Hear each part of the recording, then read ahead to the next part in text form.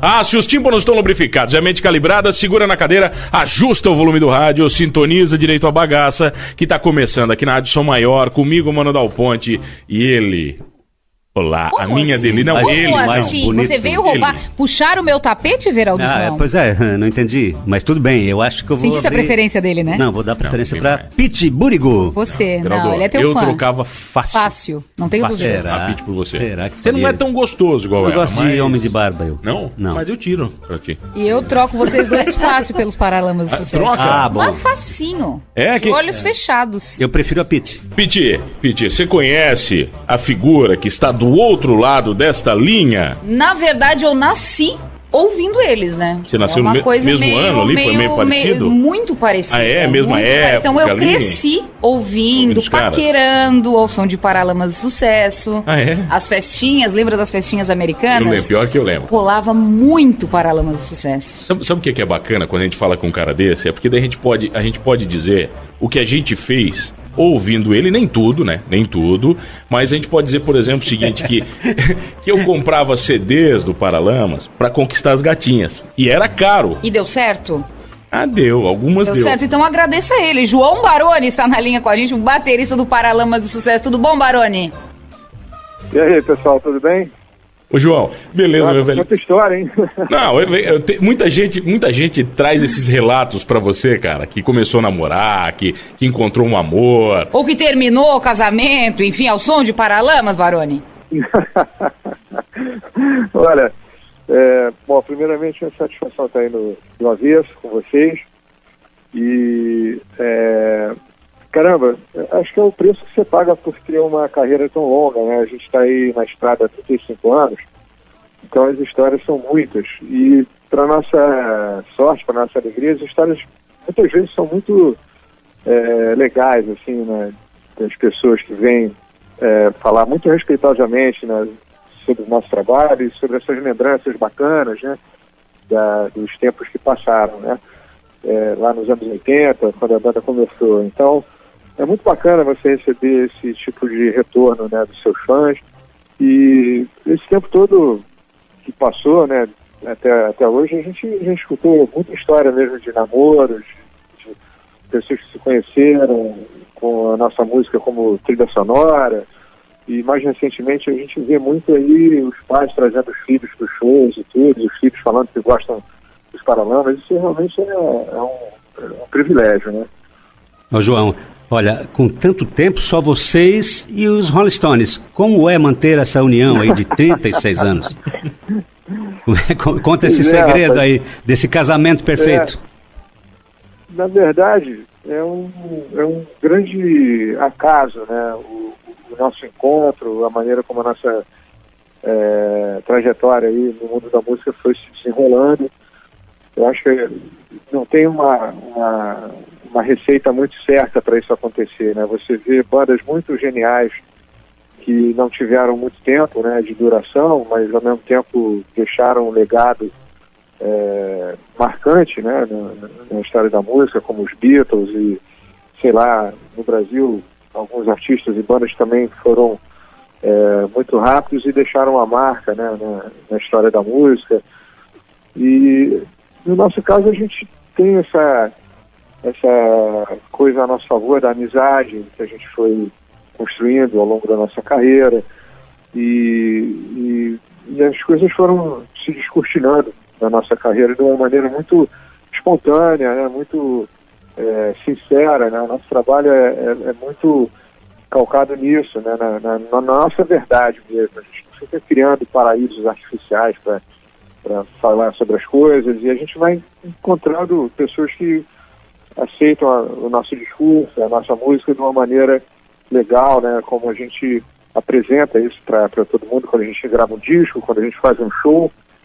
E então é isso, a receita é essa, né, é um pouco você passar a tua verdade adiante, né.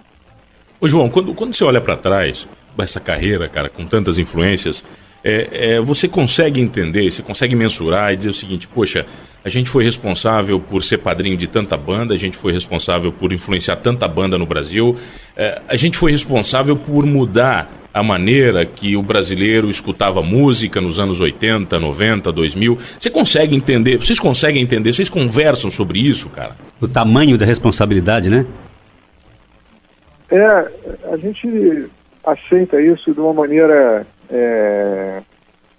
vamos dizer assim, humilde, de alguma forma. A gente fica muito feliz e muito honrado com esse retorno todo aí que você mencionou, né, de muitas bandas e artistas que vieram depois da gente e pagam esse respeito pelo nosso trabalho. Acima de tudo, é o nosso trabalho que tá em questão, não é o fato de a gente ser bonitinho ou ser boa praça. É a nossa música, né? É o que a gente oferece para o público, né? Então esse retorno talvez seja um grande aval, né, para os artistas, né, e bandas, para todo mundo que está no meio musical, ter o seu trabalho reconhecido é o auge, né, da consagração, da realização. Nesse sentido, a gente se sente muito realizado, né, com o que a gente fez. Mas isso é uma resposta do nosso trabalho. Isso não orienta o nosso trabalho, né? A gente não fica deitando nos louros da fama, né? Muito pelo contrário. A gente não fica botando salto alto aí quanto a isso, né? A gente acha muito legal o reconhecimento do nosso trabalho e isso é apenas um retorno, né, da nossa dedicação ao que a gente faz, né? Inclusive, a propósito, João, assim, né, eu não lembro, e aí tu me corrija se eu estiver errada, de ver o Paralamas do Sucesso envolvido em polêmica, seja, né, de cunho pessoal, como principalmente de banda, das grandes bandas de rock. Isso foi um posicionamento, um perfil estipulado por vocês? Eu vejo os Paralamas como três caras extremamente sensatos, polidos, serenos. Acho que tem um lado do nosso trabalho que ficou muito identificado com o posicionamento político, né, com um posicionamento social, né, nas nossas letras, e isso é uma marca da nossa geração aí dos anos 80, né, da Legião, Titãs, as bandas que, né, os Engenheiros do Havaí, a gente fazia uma crítica muito ácida ao status, né, do momento, naquela hora que o país estava reencontrando, né, a democracia, a liberdade de expressão. Então, eu acho que a gente tem um discurso que, durante muito tempo, ficou muito orientado nessas aflições que a gente sentia naquela época. E aí, hoje em dia, passados esses, 30 anos, aí a gente vê que aquelas letras dessa geração dos anos 80 continuam atuais, né, porque a gente viveu uma ilusão há pouco tempo de que o Brasil realmente ia conseguir ser uma nação gentil com o seu povo, né? E a gente está vendo que a gente continua aí vivendo uma espécie de uma bolha de sabão que estourou. Agora a gente está com os mesmos problemas de 30 anos atrás. Então, aquela visão que a gente tinha, que a nossa geração dos anos 80 tinha, nesse sentido a gente pode até coletivizar isso, né? A gente criticava muito isso, né, a política, a economia, a censura, as tentativas de censura, os políticos enganando o povo, os coronéis, né, e tudo mais. Quando a gente assustou, a gente está vivendo esse mesmo cenário hoje em dia, né, uma certa desesperança com a maneira como a política é tratada. Então, eu acho que a gente, mais uma vez, fez apenas refletir as aflições que a gente tem, como todo brasileiro tem, né? Só que o Herbert é um cara genial, que escreve letras incríveis e conseguiu sensibilizar todo mundo com as suas posições, né? Com a maneira como ele colocou isso dentro da nossa música, né? E aí é uma sorte a gente estar aqui hoje, podendo falar sobre isso e tentar acreditar ainda que as coisas podem melhorar no nosso país. O Brasil é um país riquíssimo, a gente sabe da nossa potencialidade, falta apenas a gente se conscientizar, né, de que do jeito que está não pode continuar, né, a política como a gente está vendo hoje em dia, né. Ô João, a característica de toda banda longeva, como é o caso de vocês, com tanto tempo, altos e baixos é natural, mas vocês atravessaram os 80 absolutos, né, com coleção de hits assim impressionantes. Teve disco de praticamente todas as músicas estouradas. Daí começaram os 90 meio em baixa. Lá no meados vocês lançaram um ao vivo que foi o Vamos Bater Lata, se não me engano, que tinha duas músicas foram Exatamente. fundamentais, né? Que foi uma brasileira e a polêmica Luiz Inácio dos 300 Picaretas. Aquilo naquele momento colocou Exato. vocês na vitrine definitiva de novo. Vai existir, tem já um projeto, vai ter o Luiz Inácio, não sei quantos Picaretas, 2. versão 2? Pois é. Olha, eu acho que, falando do ponto de vista pessoal, a gente poderia dizer aí quais são as nossas impressões sobre esses episódios recentes, né, da política no Brasil. Enfim, é delicado até você ficar tomando partido. A gente decidiu até não ter uma posição assim muito que seja da banda. A gente cada um tem a sua opinião dentro da nossa união aqui dos Paralamas, mas eu acho que naquela época, como eu estava falando, a gente falava dessas aflições que a gente tinha, de algumas unanimidades que a gente tinha, né? O Lula, durante muito tempo, ele foi um cara que conseguiu, de alguma forma, essa unanimidade, né? Que o bom político, né? Tem, né? Naquela época ele era muito elogiado por isso, né? Por todo mundo de fora do Brasil. O Lula era um cara carismático, ele conseguia convencer todo mundo. É uma qualidade, né? Que dizem que é inerente ao bom político, né? Hoje em dia você vê essa situação toda aí, ele está respondendo aí pela justiça por coisas que ele foi acusado e foi culpado, e acho que tem muita gente que não acredita, né, nessa culpa dele, né? Acho que a gente tem que viver isso de uma maneira realista, né? O cara, a justiça como ela funciona no nosso país, achou que ele tem que cumprir pelas coisas que ele foi culpado. Se a gente quebrar essa regra aqui, aí a gente vai viver uma anarquia daquelas que, né, pode ser muito perigoso, né? Você ficar tentando se desvirtuar da realidade que a gente está vivendo, né? O próprio processo todo que teve do impeachment dos presidentes no Brasil, não vou dizer só o da Dilma, mas, poxa, o Collor também, enfim. E aí essa turma toda está de volta na política, parece que não aconteceu nada, e a gente não aprende, né? Daqui a pouco estão elegendo de novo um cara que já fez poucas e boas. Acho que tem alguma coisa muito errada nesse processo todo, sabe? As pessoas se deixam iludir muito facilmente no Brasil, sabe? Se a gente for olhar na história de outros países, quem aprontou alguma coisa enquanto foi político, queimou o filme para nunca mais subir num palanque ou se candidatar a qualquer coisa, né? E no Brasil você vê esses caras que fizeram verdadeiros atentados contra a cidadania, contra a nação, voltam aí com a cara de pau mais limpa, né? Isso aí realmente é inaceitável, né?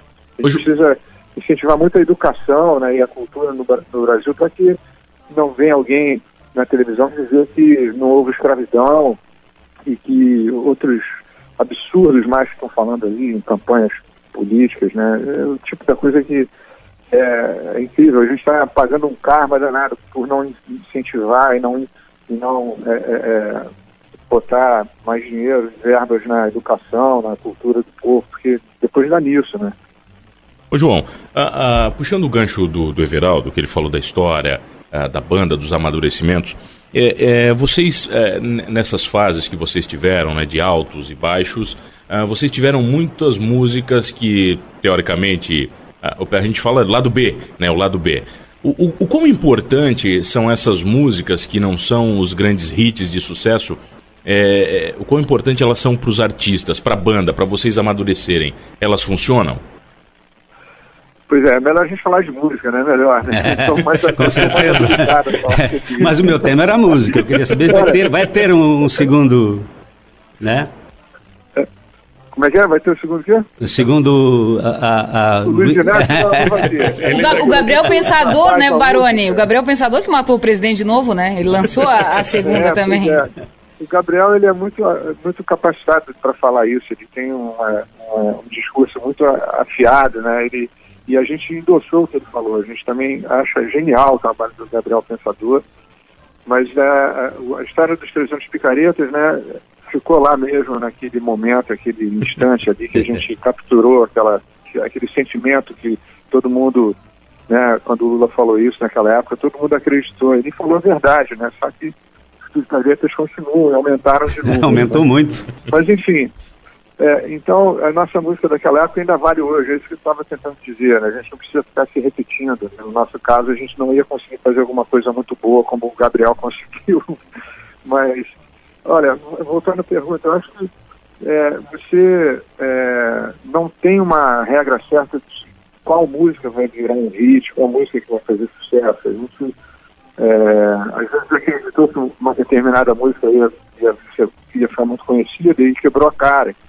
E então, o que a gente faz, como eu falei, era acreditar que o nosso trabalho, ele representa ali um momento, né, de criatividade, de tentativa de expressar alguma coisa, um sentimento, uma ideia, uma sensação, e aquilo ali, se aquela música conseguir ecoar com muita gente, ela acaba virando realmente uma música muito conhecida, mas essa é a pergunta de $1 milhão, né? Qual música vai fazer sucesso? Às vezes ela aparece do nada, às vezes ela aparece de uma forma muito inusitada, às vezes ela é muito... Alguns conseguem fazer um sucesso mais como é que se diz, de laboratório, né? Uma criação mais forçada, alguma coisa assim. Isso não tem uma regra muito fixa, né, para uma receita de sucesso. Hoje em dia a gente vê como a música está muito espalhada e como o gosto musical está muito amplo, né? Acho que os fenômenos muito populares, às vezes eles ficam aí servindo para as pessoas dizerem que o rock morreu, ou que só querem ouvir sertanejo, ou que só querem ouvir música, enfim, de determinado gênero. E aí, quando esses fenômenos muito populares acabam, né, representando aí o gosto da maioria, você fica fazendo comparações muito esdrúxulas, né? E o rock brasileiro está super bem, ele continua bem, talvez ele não esteja muito em evidência, mas tem muita coisa legal ainda, até mesmo as bandas da nossa geração que continuam em ação estão aí dando seu recado, né? Quando acontecem festivais de rock, eles levam um grande público. Agora, recentemente, aqui no Rio, a gente teve um festival de inverno aqui, e a noite mais concorrida foi a noite do rock, estava o Frejá, Nando Reis e Paralamas. E acho que isso é difícil a gente falar de uma maneira muito aritmética sobre isso, porque nem sempre um determinado gênero musical ele tem que estar onipresente, né? Ele pode sobreviver junto ao seu público específico, né? E a gente continuar, enfim, fazendo o que a gente gosta, né? Cara, que baita entrevista, Pitoca. Quem tá aqui hoje? Entrevista, nosso baterista, nós já chamamos de nosso, né? Paralamas do Sucesso, João Baroni. Tá amiguinho assim dele? Brother. Ah, voltamos, Pittsburgh, onde? Programa do Avesso hoje quem? Com ele, Everaldo, João Baroni, os dois, né? Não, Everaldo João com João Baroni. Ô João, a gente trouxe recentemente o show do Lulu aqui, né? E foi, cara, um sucesso, foi um negócio de outro mundo. O Lulu teve uma influência muito grande na carreira de vocês, cara? Sim, o Lulu foi um dos caras que apoiou os Paralamas no começo. O show mais marcante do início da nossa trajetória foi abrir um show do Lulu Santos no Circo Voador aqui em 1983, né? E ele foi super generoso ao deixar a gente abrir o show dele, né? Aqui no Circo Voador, naquele momento em que o rock brasileiro estava começando a sua trajetória vitoriosa, né? Da época dos anos 80. E o Lulu é um cara genial, um cara que ele é o rei do pop mesmo, é um cara que consegue, que tem uma coleção de músicas mega conhecidas, e é um cara muito influente, né? E ele tem todos os atributos e privilégios aí de um cara que vive para a música, né? Ele é um cara que está o tempo todo, né, à mercê da música, né? Então esse é o grande lance do Lulu, né? E com uma discografia tão rica como a dos Paralamas do Sucesso, como é que acontece, que funciona o processo de elaboração de um repertório para um show de vocês? Essa pergunta é muito boa. A gente sempre tenta explicar para todo mundo quando a gente sai com um disco novo, né? Como a gente acabou de sair, está fazendo praticamente um ano que a gente saiu com o nosso disco mais recente, né? Que é o Sinais do Sim. E aí é a hora de você dar uma reciclada no repertório, né? No show, na configuração do show que você vai botar na estrada, com a desculpa do novo trabalho, né? Então a gente está na turnê Sinais do Sim e a gente tenta, com essa premissa de um novo trabalho, apresentar alguma coisa diferenciada, né? Um show diferenciado, né? Até para a nossa própria saúde, né? A gente dá uma revisitada no repertório, tenta incluir alguma coisa desse material novo, né? Da produção nova, né? Como é o caso do disco novo Sinais do Sim. Teve uma música que saiu tocando, que é a música que dá título ao álbum. E aí a gente aproveita e faz uma saudável rearrumação do repertório. A gente tem, como vocês bem falaram, a nosso favor, a nossa produção, né, ao longo desses anos, são muitas músicas conhecidas, né? E aí a gente tenta arrumar essas músicas de uma maneira interessante, criando os climas do show, criando umas atmosferas interessantes, né, somadas com os efeitos visuais da iluminação, dos telões, e a gente tenta fazer isso de uma maneira interessante. A gente experimenta daqui, experimenta dali, aí resolve botar o show na estrada, aí avalia se o show tá legal, se não tá, né, as primeiras apresentações, e aí arruma um pouquinho daqui, arruma dali. E é um exercício muito interessante, assim, né, de coordenar esse repertório para o show ficar legal, né? A gente tem esse feeling, né, esse sentimento de que o show pode funcionar dessa maneira, com esse tipo de sequência das músicas e tal, e a gente experimenta e vê se está dando certo. Se está dando certo, a gente vai em frente, né? É o que está acontecendo agora com o nosso show novo. A gente bota um pouquinho algumas musiquinhas do disco novo e apresenta e entrega para a plateia, com certeza, um monte de música conhecida que todo mundo que vai ao show dos Paralamas quer ouvir, né? Ô João, olha só, eu sempre aposto com a galera aqui da rádio qual vai ser a música do Bis, né? A gente sempre faz aposta aqui. Eu acertei a do Titãs, errei a do Lulu. Você não quer confessar pra gente qual vai ser, que daí eu ganho a aposta? Eu acho que não, acho que ele não precisa confessar qual vai ser a do Bis, mas ele pode falar pra gente, assim, Baroni, uma que não pode faltar no show do Paralamas do Sucesso, que vocês já sabem que essa aí vocês têm que tocar. Bom, são muitas, né? São muitas! Eu imagino a dificuldade. Vai falar, né? Pois eu acho que se a gente fizer um show, subir no palco e não tocar Lagares, por exemplo, ou Meu Erro, né? O pessoal vai jogar tomate na gente, né? Pois é, mas baseado nisso, João, o público que vai ao show de vocês, ele vai esperando as carimbadas. Ele quer cantar junto. E daí aquela a firula da novidade, que evidentemente vocês têm que fazer esse trabalho, mas não frustra, não era interessante fazer como o Lulu fez no último show, por exemplo. Lulu, canta Lulu, o Skank está fazendo também, baseado nos 3 primeiros discos. Ou seja, fazer o público participar de verdade, assim, as carimbadas do começo ao fim não é interessante? Colocar só no meio algumas mais desconhecidas, vamos dizer assim?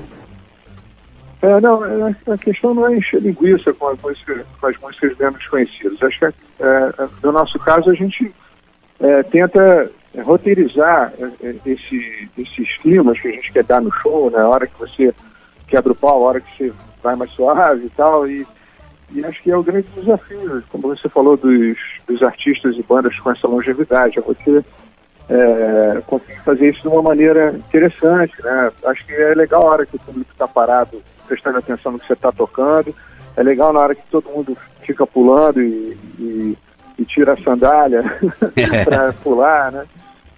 Eu acho que, por exemplo, o McCartney sempre fala, né, que é difícil ele concorrer com a obra dos Beatles ou com as grandes músicas que ele fez, muito conhecidas nos anos 70, porque a hora que ele vai tocar uma música nova, o pessoal vai comprar cerveja, liga o celular, apaga o celular, né?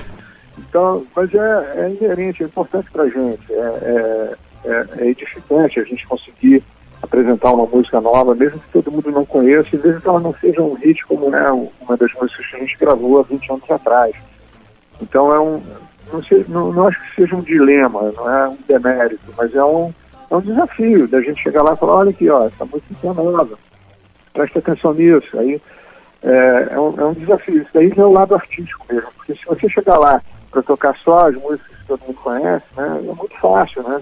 E pra gente vai virar uma hora vai virar uma coisa burocrática, você só ir lá e tocar as músicas que todo mundo conhece. É claro que a gente tem que entregar ao público o que eles querem, né, dos Paralamas, né? Não adianta a gente ficar botando salto alto, né, e tal, e dar uma de artista alternativa. A gente quer tocar as músicas que todo mundo quer ouvir e quer botar um pouquinho da nossa produção recente. É um grande desafio tentar equilibrar isso da maneira mais fluida possível, né? Ô João, eu não posso deixar de puxar esse tema com você, porque eu não sou tão apaixonado pela Segunda Guerra como você, mas eu gosto bastante. E a gente entrevistou aqui 2 acadêmicos de jornalismo, inclusive um você conhece, que é o Léo Caprara, que foi nosso produtor no Avesso, cara, e você participou do documentário dele Além dos Frontes, aqui de Criciúma. E o outro é o Eric, que trabalha conosco, jornalista aqui no nosso portal 48, cara. E como é que foi essa participação, velho? Porque a gente já se sente até amigo teu agora aqui. Porque os caras falam com muito carinho em ti, João. Pô, todos eles, cara. Como é que é isso? Essa história da Segunda Guerra, essa paixão toda sua? Cara, foi outra coisa que apareceu assim de uma maneira tão espontânea, porque eu comecei a me interessar em restaurar um Jeep da Segunda Guerra no final dos anos 90 ali, 99. E aí eu reencontrei um pouco esse assunto, né? Porque o pessoal costuma muito dar uma atenção para os ex-combatentes aqui no Rio, o pessoal que frequenta aqui o pessoal da Casa da FEB, né? Do grupo aqui que enfim, as associações de ex-combatentes que tem, assim, algumas ainda em funcionamento pelo país. E aí eu fui aos pouquinhos reencontrando esse assunto, essa minha paixão pela Segunda Guerra. Quando eu era pequeno eu montava aviãozinho, brincava de Forte Apache. Aí quando eu descobri os Beatles, eu deixei isso tudo de lado, né? Porque descobri o rock and roll e tudo. E o rock and roll é um filho direto da Segunda Guerra Mundial. Esse mundo encontrou a paz, né? Em 1945, tudo que veio depois, né, um pouco uma consequência disso, né, a sensação de liberdade, de que não haveria mais nenhuma outra guerra, né, botou o mundo num outro patamar, né, de busca pela liberdade de expressão, de criação. O rock and roll é meio filho da Segunda Guerra Mundial, né, o estado em que o mundo se encontrou depois da Segunda Guerra, né, da possibilidade real de uma paz mundial, e dali a pouco aquela situação toda da Guerra Fria, enfim, foi uma consequência direta, né, disso tudo, né, e aí eu me lembro do sacrifício que esses caras que foram para a guerra, eles passaram por essas agruras todas, né, que é participar de uma guerra, se ir para a guerra, não saber se vai voltar vivo. Pô, meu pai foi um desses caras, né, e quando ele voltou, ele casou com a minha mãe e tal, e a gente ouvia na família e lembrava que ele era um cara que tinha voltado da guerra, um herói, não sei o quê. Meu pai era um cara tranquilíssimo, super na dele, não era militar nem nada, ele teve que ir para a guerra e tudo mais. E voltou e tentou seguir a vida dele normalmente, né? Como todo mundo que passa por uma situação dessa tentou, né? Não só aqui no Brasil, como nos outros países que participaram da guerra. E acho que o tipo da coisa que o ideal é a gente reconhecer isso, né? Porque esses caras que foram lá não querem muito ficar se autoafirmando, né? Acho que o importante nesse caso é a gente lembrar do sacrifício que eles fizeram, que eles sofreram, né, em prol, né, da luta pela democracia, né, tentar derrotar uma coisa horrorosa como era o nazismo, o fascismo e tudo mais.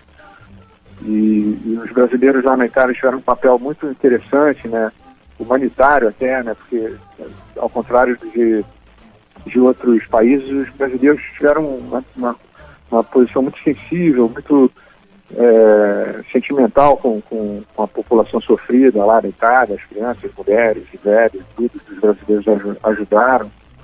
E, além do que, foram muito bons de briga, né? Os brasileiros, quando entenderam o que era guerra, eles conseguiram fazer o papel deles e fizeram muito bem. Os soldados brasileiros fizeram um papel muito bom, né?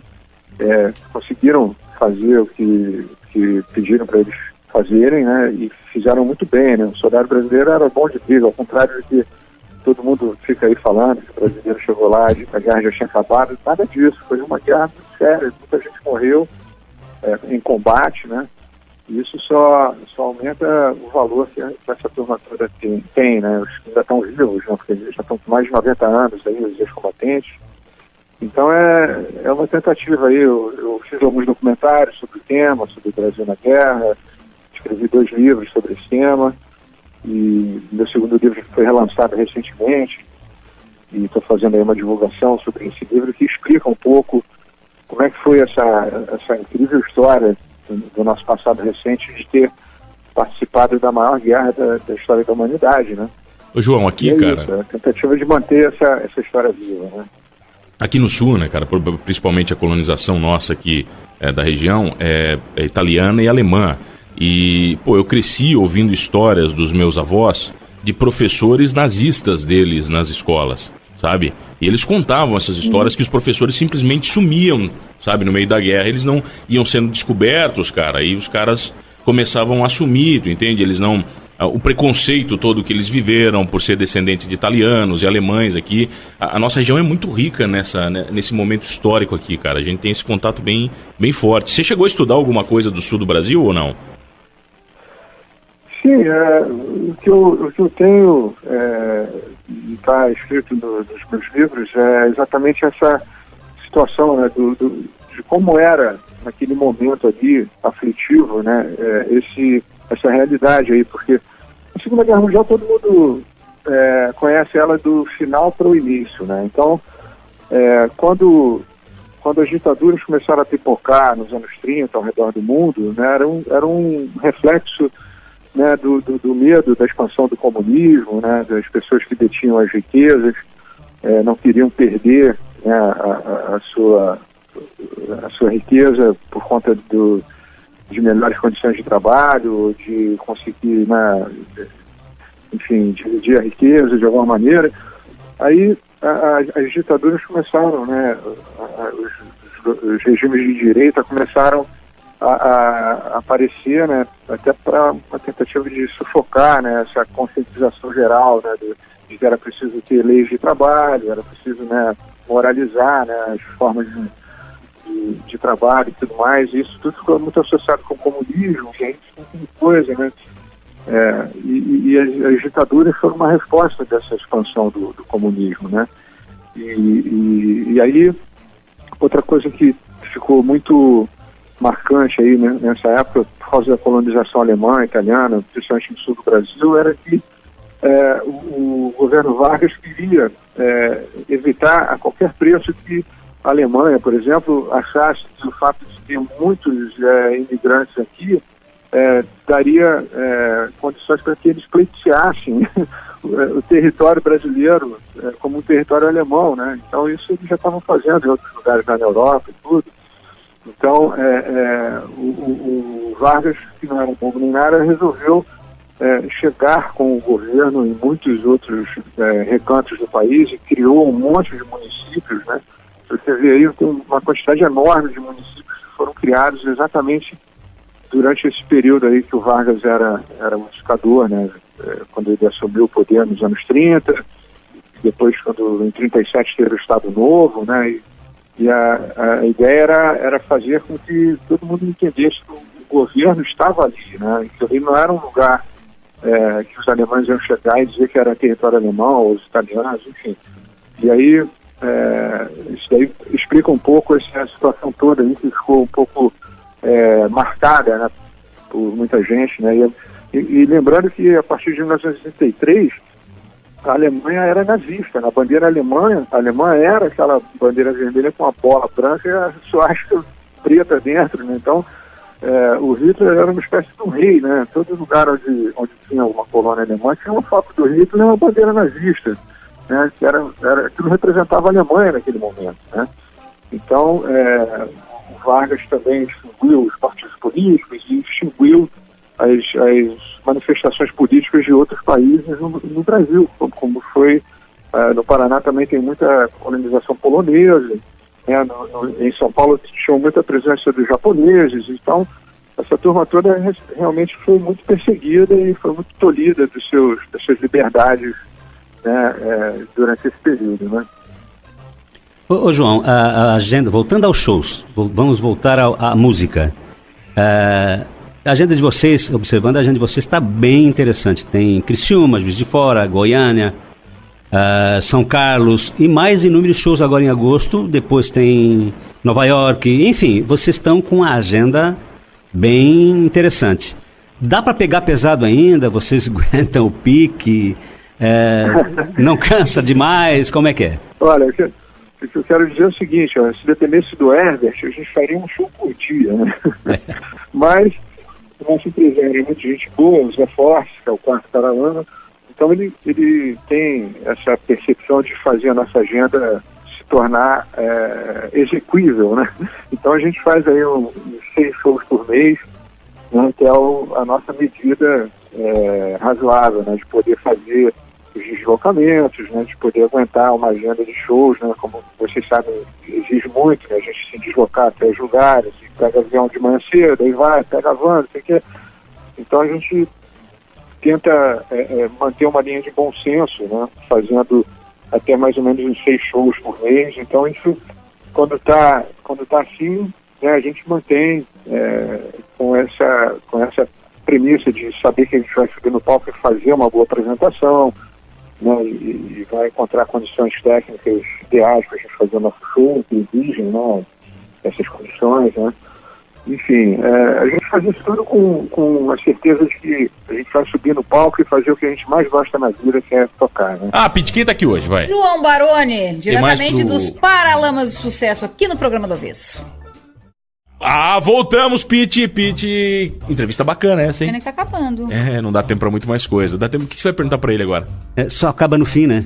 Sempre. Quando termina. Quando termina. Ô Baroni, eu li, não sei se é verdade, tá na internet. Se for fake news, tu apita aí, ó. Que um dos passatempos da banda era criar versões proibidas de grandes clássicos da MPB, como o Tarde de Itapuã, o Barquinho, Pais e Filhos. Isso procede?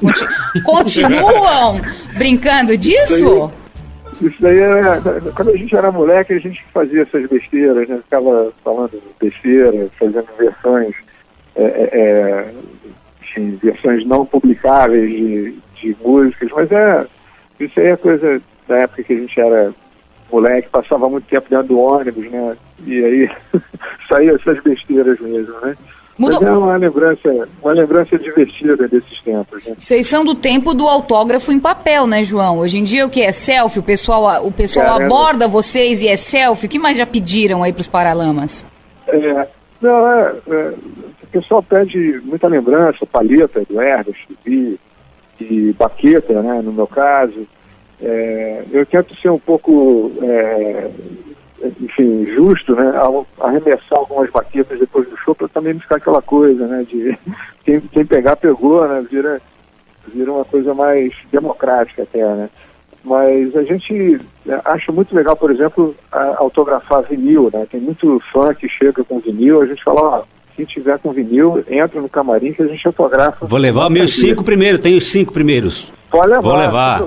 CD também. Às vezes o pessoal chega com um bolo, assim, 40 CDs para fotografar, mas a gente se dá o trabalho. É muito bacana esse reconhecimento, a gente preza muito e faz isso com o maior prazer. Ô João, a Pete falou, e você falou de autografar vinil, o mundo ele mudou muito, né, cara? O mundo digital ele trouxe uma nova era pra música. Ao mesmo tempo que ela aproximou a gente de uma maneira muito rápida dos artistas, das músicas, né? E gente desconhecida, ela tornou tudo descartável demais, né, velho? Como é que vocês lidam com isso, João? Essa música de vocês que parece que não envelhece, mas tem que criar coisas novas para esse novo mundo de streaming. Eu concordo muito com o que você falou. A gente quem tem mais de 40, 50 anos aí, tem essa percepção também, né, de como ficou tudo meio rarefeito, né, tá tudo na nuvem hoje em dia, né, tudo, você não tem mais como aumentar a tua coleção de vinil, né, E a gente que viveu essa época do disco, do LP, onde você tinha um projeto gráfico e viajava na capa e tudo mais, e tinha as letras todas ali na capa interna do disco. Enfim, a gente viveu essa época romântica aí, né, do disco como um objeto que você venerava, né? Aí depois veio o CD com aquela ideia de que o som ia ficar melhor, nem sempre era isso. Os primeiros CDs no Brasil não tinham um som muito bom, depois eles foram melhorando e tal. E aí eles vão fazendo você recomprar as suas coleções, né? As coleções dos Beatles, né? Volta e meia, eles arranjam um jeito de você comprar de novo, você compra porque você gosta, né? E assim com as grandes bandas de rock, grandes artistas, né, e tudo mais. E acho que atualmente a gente já passamos pelo download, né, que é você comprar as músicas, aí você precisava ter um super HD para guardar todas as suas músicas. Aí começou essa coisa do streaming, que é uma maneira de você ter num aparelho toda a discografia do mundo, né, ou quase toda, né. E acho que esse negócio é legal também, né, você ter qualquer coisa à sua disposição ali, no streaming, mas ao mesmo tempo, como você falou, está tudo meio rarefeito, né? Parece que está tudo meio escondido lá na tal nuvem, você tem que você é dono, mas não é ao mesmo tempo, quer dizer, fica uma relação um pouco instantânea demais, né? Essa coisa dos 15 minutos, né? Que se falou tanto, né, nos anos 80, que todo mundo vai ter direito a 15 minutos de fama no futuro, e aí ao mesmo tempo você vê que tem muita gente talentosa fazendo muita coisa bacana, mas é tanta gente que você não consegue ver todo mundo, né? Nesse exato momento tem uma bandinha aí sensacional que está gravando alguma coisa, botando no YouTube, mas você precisa ter sorte, né, para poder ver essa banda aí na internet alguma hora, ou se ela vai se apresentar aí na tua esquina e você não sabe, enfim. A gente vive um mundo realmente muito fantástico hoje em dia, de múltiplas possibilidades, né, e hoje em dia a gente vive isso mesmo, né, essa democratização da produção musical, ela expandiu tudo de uma maneira tão grande, né, porque antigamente você tinha que torcer para conseguir um contrato com uma gravadora, né, gravar um disco era uma coisa muito difícil, né, imagina, gravar um LP era uma coisa dificílima, né, e hoje em dia qualquer um grava o seu material em casa, né? Em casa, até mesmo você filmando aí qualquer coisa, bota na internet, alguém cantando, talentoso e tudo mais, e dali, de repente, alguma coisa ali, um grãozinho de areia daquele ali vira uma unanimidade, né, planetária, né, tudo. Então, é um mundo realmente muito mágico que a gente vive hoje em dia, e fazer sucesso é uma coisa que talvez nem seja mais o objetivo de muita gente, né? Acho que é você tentar passar o que a sua ideia de alguma maneira e quem sabe, né? Alguma hora até você despretensiosamente você vai virar uma unanimidade, né?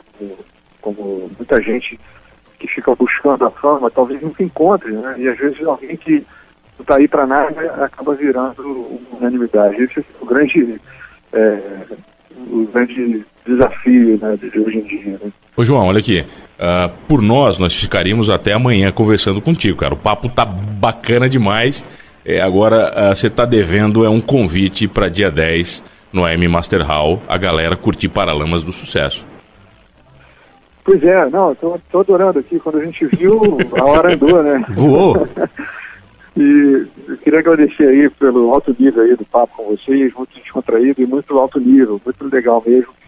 E eu queria dizer que vamos chegar aí então dia 10 no AM, né? No AM Master Hall, Master Hall, com o nosso show novo, o show da turnê Sinais do Sim, e a gente queria tranquilizar todo mundo que a gente vai tocar um monte de música conhecida dos Paralamas, e o show tá super bacana, a gente estreou o show há praticamente um ano, né, esse novo show da turnê Sinais do Sim, a gente vai passar em Criciúma para fazer esse show que eu tenho certeza que vai entregar aí para todo mundo todas aquelas músicas conhecidas dos Paralamas que todo mundo quer ouvir, e uma pinceladazinha do nosso trabalho novo, uma projeção super legal, luz super bacana, som impecável, enfim, é isso, galera. Criciúma, a gente chegando aí dia 10, vai entregar esse recado beleza aí para vocês todos.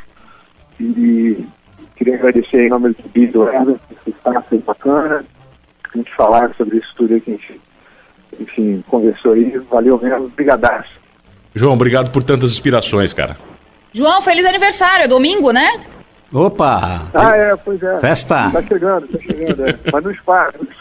Foi um prazer conversar contigo, João. Um abraço, uma honra. Obrigado. Valeu, um abraço. Um beijo, tchau, tchau.